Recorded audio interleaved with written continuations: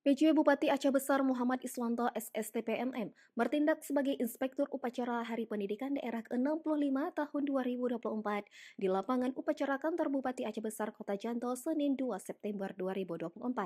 Hadir dalam kesempatan itu unsur Forkopimda Aceh Besar, Sekda Aceh Besar, para asisten Sekda Aceh Besar, Ketua MPU Aceh Besar, para kepala OPD Aceh Besar dan ASN, serta tenaga kontrak jajaran Pemkab Aceh Besar.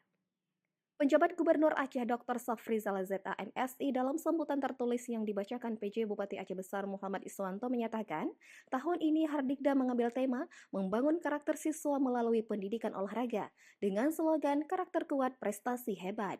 Iswanto mengatakan tema dan slogan ini tidak terlepas dari penyelenggaraan Pekan Olahraga Nasional ke-21 di mana Aceh menjadi tuan rumah.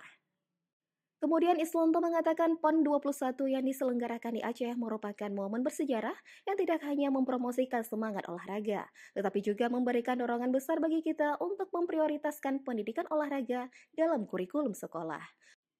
Menurutnya, kegiatan ini memperlihatkan betapa pentingnya olahraga dalam membentuk karakter, disiplin, dan kerjasama di kalangan generasi muda. Iswanto mengatakan hari ini Aceh patut berbangga bahwa saat ini putra-putri Aceh di perguruan tinggi negeri dan swasta, sekolah menengah atas, dan sekolah menengah kejuruan mampu bersaing dengan mahasiswa dan pelajar dari daerah-daerah lain.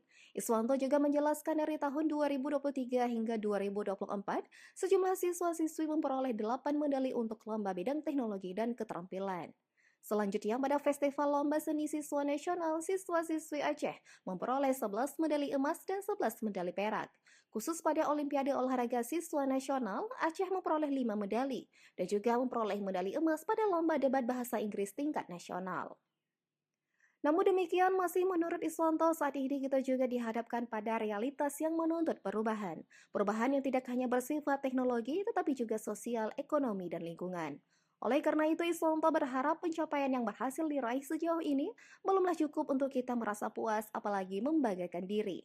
Menurutnya, masih diperlukan pembenahan dan penguatan yang lebih komprehensif dan berkesinambungan dalam membangun sistem pendidikan di Aceh agar lebih baik lagi.